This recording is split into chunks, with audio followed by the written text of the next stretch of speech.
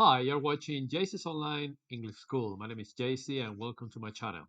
All right, today's level is B1 Intermediate, okay, online class number 19, and today we are going to do a grammar test. Once again, this is level B1 Intermediate online class number 19, and today we are going to do a grammar test, and you are watching JC's Online English School. My name is JC. Welcome to my channel. Once again, welcome to JC's Online English School. Let me make sure we have a good connection. And yes, indeed, we have a good connection. Okay, very good. So once again, welcome to JC's Online English School. Okay, let's see if you like what I have prepared for you today. Okay, remember there are 6 English levels. Okay, A1 beginner, A2 elementary, B1 intermediate, B2 upper intermediate, C1 advanced, and C2 proficiency. And since today is Wednesday, we are going to have an intermediate level class B1. Okay, hello Mario, how are you? Good morning to you, good afternoon to me. Okay, because it is 4:16 here in Madrid, Spain, the capital of the country, where I am broadcasting live. Okay, remember, every day is a different lesson, Monday through Friday. Monday we have level A1, Tuesday A2, Wednesday today B1, Thursday B2, and Thursday level C1. So thank you, Mario, for you getting together with me today. Thank you for being here with me. All right, so today's date, remember the classes are online and live. Today is Wednesday, the 13th of January 2021, according to the British version. American version, they say today is Wednesday, January 13th, 2021. Okay, so you have two versions. Once again, the British as well as the American to say today's date. Okay, what else do we have for today? Well, we are going to study animal idioms. Okay, remember the word idioms refers to idiomatic expressions. Idiomatic expressions, in other words, expressions that don't have a literal translation in our language. Hello, Rosa, how are you? Welcome to our channel. Welcome to today's lesson. Thank you very much, Rosa, and thank you very much, Mario, for connecting today. As I was saying, today we are going to study, among other things, animal idioms. Okay, let's take a look at the first one. Okay, the first one goes like this. As blind as a bat. What is that? As blind as a bat means unable to see well. Some people are as blind as a bat because they cannot see very well. Okay, let's continue in the same column. Okay, the next one is dark horse. Hello, Paula. How are you? Welcome, Paula. Welcome, Rosa, and welcome, Mario. Thank you very much for being with me today on this sunny Wednesday here in Madrid, but cold Wednesday. The temperature is very, very low. It's about, I don't know, 3 or 4 degrees below zero because it snowed on Saturday and now the snow is melting and it's very, very cold. Anyway, dark horse, that means a surprise candidate or competitor. Okay, dark horse. Remember, these are idioms, so we don't take a look at them um, the way they should be. Okay, because idioms are idiomatic expressions. Okay, so once again, you do not translate them literally in other languages, especially in Spanish. So a dark horse is a surprise candidate or competitor. Okay, now next one. As sly as a fox. He or she is as sly as a fox means one who is clever, cunning, or tricky. In other words, be careful with a person like this, okay? So he or she is as sly as a fox. Okay, next one is one of my favorites. Let the cat out of the bag. That means disclose a secret. In other words, when you don't want somebody to know about a secret, please do not let the cat out of the bag. Okay. Next one. Smell a rat. What is that? Smell a rat means to detect something suspicious. I smell a rat. In other words, there's something strange in here. Okay, smell a rat. Okay, let's move on to the second column. As gentle as a lamb. as gentle as a lamb means to be pleasant, caring, and calm. There are some people who are as gentle as a lamb, but not many. Okay. Now, next one. You know this one for sure. It's very similar to Spanish. Black sheep. He or she is the black sheep in the group or in the family. That is a person who does not fit into a group, especially a family. Like I said before, he or she is the black sheep in the family. There is always one in every family, okay? At least one. All right. Now, next one. A copycat. Hello, Chris. How are you?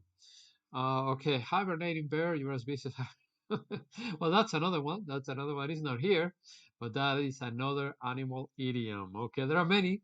I selected just a few here, 10 of them, but there are more. There are more. Okay, so a copycat is a person who copies another's behavior, dress, or ideas. And there are many copycats. Yes, there are many. Okay, next one.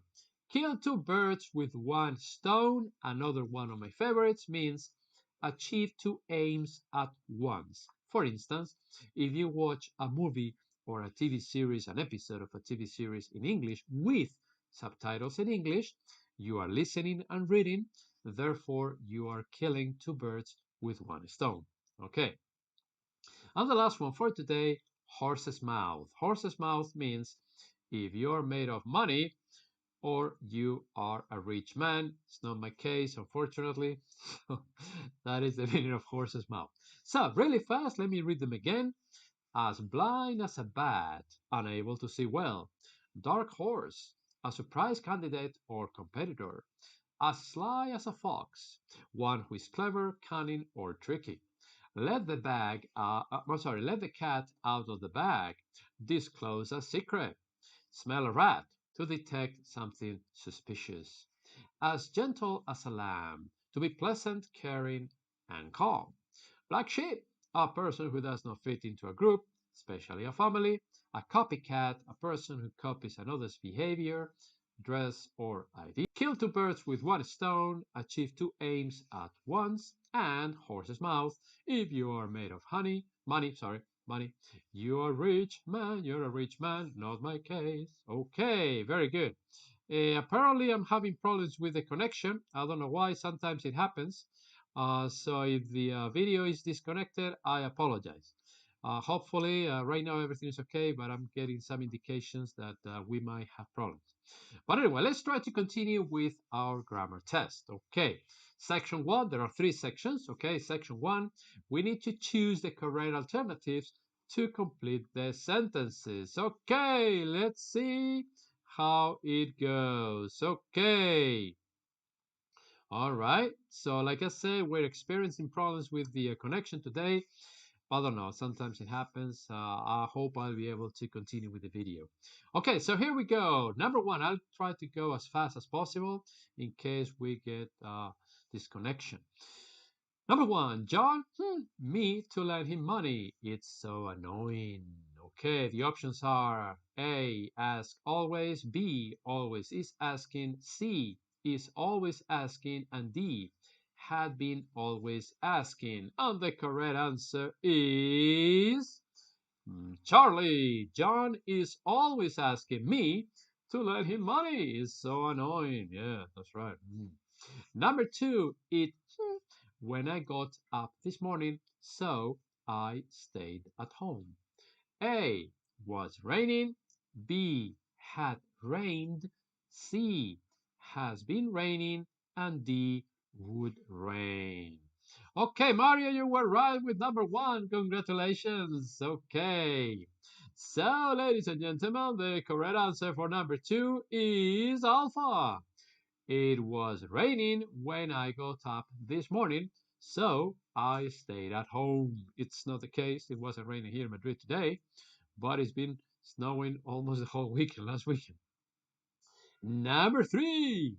I apologize for the mess. Time to clear up after lunch yet. So, Chris, number 2, alpha is correct, not Amanda. They use the word alpha. Okay, so number 3, I would apologize for the mess. Time to clear up after lunch yet. So the options are alpha, wasn't having, Bravo hadn't had, Charlie don't have, and Delta haven't had. And the correct answer for number 3, can anybody give me the answer? Okay, number 3, Mario says Delta, and Delta is totally right, Mario. Very good, very good. Congratulations. I apologize for the mess. I haven't had time to clear up after lunch yet. Very good, Mario. Number 3 is Delta. Let's take a look at number 4. Where do you think in 20 years' time? A. Are you going to be? B. You will be. C. You are being. And D. Will you be? So, is it Alpha, Bravo, Charlie, or Delta for number 4? Okay. So, number 4, anybody? Where do you think in 20 years' time? Who knows? In 20 years, I don't know where I will be. But anyway, so the correct answer for number 4 is Charlie. Okay. Where do you think you will be in 20 years' time? I have no idea. Mario is not a number or letter A. It is when you use, by the way, Mario, when you use the verb think, it is usually followed by the future with will. Okay, so it is grammatically correct to say, where do you think you will be? So once again, with the verb think, it is followed by will, not with going to. Okay, very good. So Rosa was right. Congratulations, Rosa, for number 4. And let's move on to number 5. He stopped years ago. He stopped years ago. We're number 5, okay? Alpha, to smoke. Bravo, that he would smoke. Charlie, smoking. And Delta, smoke. Okay, so the correct one for number 5 is he stopped smoking. Okay, years ago. All right, he stopped smoking years ago. So Rosa, you're right. Congratulations, and Chris, you're right. Charlie's correct. Very good. Okay. Hello, Gustavo. How are you? How are you? Welcome back, Gustavo. It's been a long time no see, my friend. All right, so let me read them again. Number 1, John is always asking me to lend him money. It's so annoying. Number 2, it was raining when I got up this morning, so I stayed at home. Number 3, I apologize for the mess. I haven't had time to clear up after lunch yet. Number 4, where do you think you will be in 20 years' time? I don't know. And number 5, he stopped smoking years ago. All right, let's move on to part or section number 2, where we will have question number 1. Okay, again, this is section number 2. Section number 2. Again, we need to choose the correct alternative to complete each sentence. Okay, all right. So number 1 on section number 2 goes like this. She knew a little Spanish, so she to explain her problem to the police in Madrid. Okay, the options are Alpha can, Bravo could, Charlie was able, and Delta succeeded. Okay, so she knew a little Spanish, so she to explain her problem to the police in Madrid. Gustavo says, I've had a lot of work lately, teacher. Okay, that's good. Having a job today is a blessing. It's a blessing. So, well, thank you for being here, Gustavo. Welcome back. Welcome back. So, question number 1, section 2. The winner is Charlie. Okay, she knew a little Spanish, so she was able to explain her problem to the police in Madrid. Okay. No, Rosa, it cannot be Alpha because Alpha is in the present can, and the sentence begins in the past. She knew. So no, knew, known. Knew is in the past and can is in the present. So you cannot use can on the first one, all right? So the correct one is Charlie was able. Number 2. So Gustavo, you were right. Or number 1, Mario, you were right. Okay. Number 2, Sam, wife who works with me, is going to the US on business. Okay. Alpha, whose, Bravo, whose, Charlie, who, and delta which. So this one is a little bit trickier. Okay, so the correct one is Sam, whose wife works with me, is going to the US on business. Okay. This one is very similar to Spanish, so no problem for number 2. But notice that whose and whose, A and B, sound exactly the same. Okay, the pronunciation, but they're different. Okay, so Rosa number 2 is correct, Mario number 2 is correct, and Gustavo number 2 is correct. You guys are good. Okay, let's take a look at number 3. Mr. Thompson's wallet while he was traveling on the underground yesterday. Okay, in American English, they say subway. So Mr. Thompson's wallet while he was traveling on the underground yesterday. Alpha stole, Bravo was robbed, Charlie robbed, and Delta was stolen. Okay, so is it Alpha, is it Bravo, is it Charlie, or is it Delta for number 3? Okay. Mr. Thompson's wallet while he was traveling on the underground yesterday. Okay, Mario says 3 Delta. Okay, Gustavo says 3 Delta. All right. Okay, ladies and gentlemen, you are right. Okay, and Rosa, you are totally right. Mario, Gustavo, Rosa, thank you. Very good. You guys are good. Mr. Thompson's wallet was stolen while he was traveling on the underground yesterday. Excellent, excellent. You guys are good. Number 4. I a new car this year if I were you. A or Alpha won't buy, Bravo wouldn't buy, Charlie didn't buy, and Delta haven't bought. Okay, this is a conditional sentence. Okay. So it is a second conditional sentence. I am giving you clues or tips here. It is a second conditional sentence. So the correct answer for number 4 is, okay, Chris says Charlie. Okay. Mario says Bravo. Okay. What about you, Rosa and Gustavo? What do you think? Rosa says Bravo. So Rosa agrees with Mario. And Gustavo, do you agree with Chris or with Mario and Rosa? I don't know. Let me know. Let me know. Let me know. Gustavo, who do you agree with? Do you agree with Chris or with Mario and Rosa who have selected Bravo? Okay, Gustavo, you agree with Rosa, Mario, and you guys are totally right because second conditional has the verb in the past, if I were you, and the other part of the sentence is in conditional simple. In this case, it's in the negative, but it's still conditional simple. So you could say, I wouldn't buy a new car this year if I were you, or if I were you, I wouldn't buy a new car this year. All right, very good. And let's take a look at the next one, number 5. He tea with milk during his stay in the UK 3 years ago. He tea with milk during his stay in the UK 3 years ago. And the correct answers or the possible answers are A. Used to drink. B. Got used to drink. C. Was used to drink. And D. Got used to drinking. Oh, okay, wow. So this one is tricky, huh? This one is hard. All right. So think well before you answer. All right. This one is probably the hardest of all of them.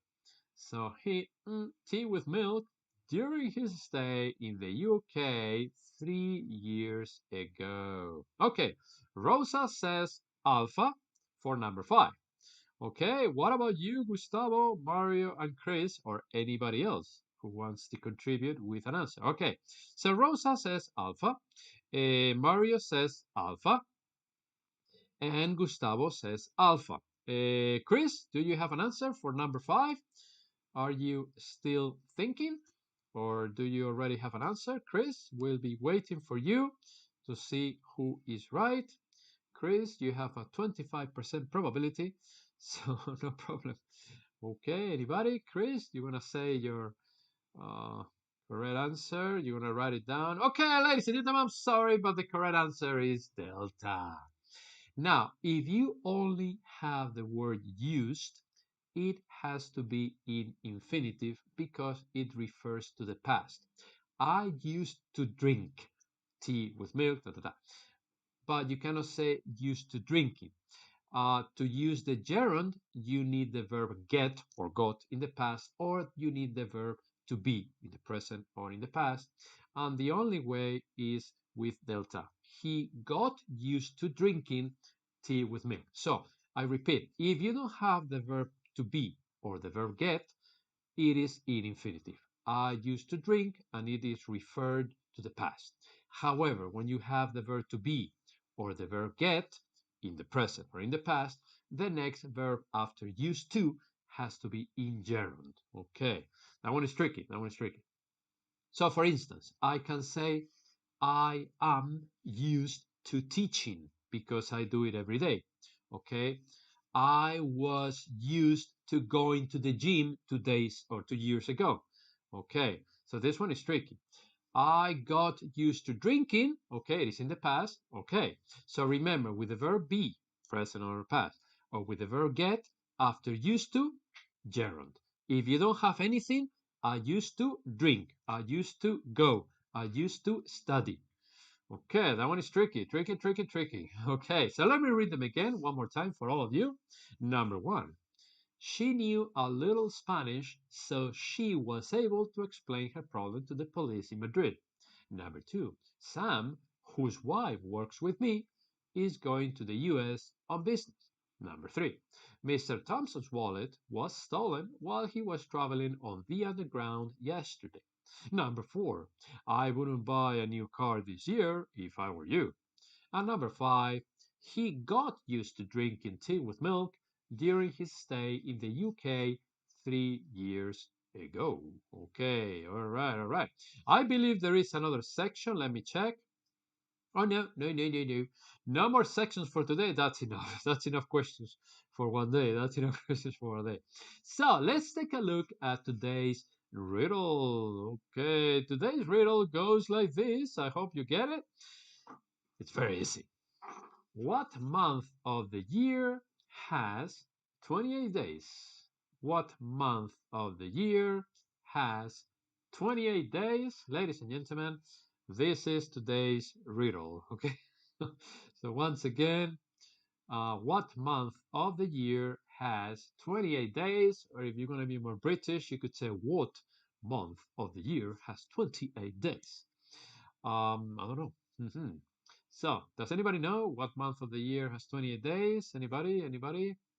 Okay, do I have an answer for that one, for the riddle, for today's riddle? February, okay. Rosa, okay. You guys are good. Rosa says February. Chris says easy, it's February. No, really. Because all of them have 28 days. Hello. All of them have 28 days, yes or no? January has 28, February has 28, etc., etc., etc. So you were partially correct. Partially correct.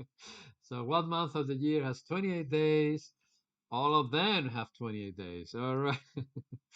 Okay, it's a riddle, it's a joke. Don't feel bad, don't feel bad. Okay, yes. Yes, Gustavo, really, really. Okay, let's take a look at today's joke. Let's see if you understand it.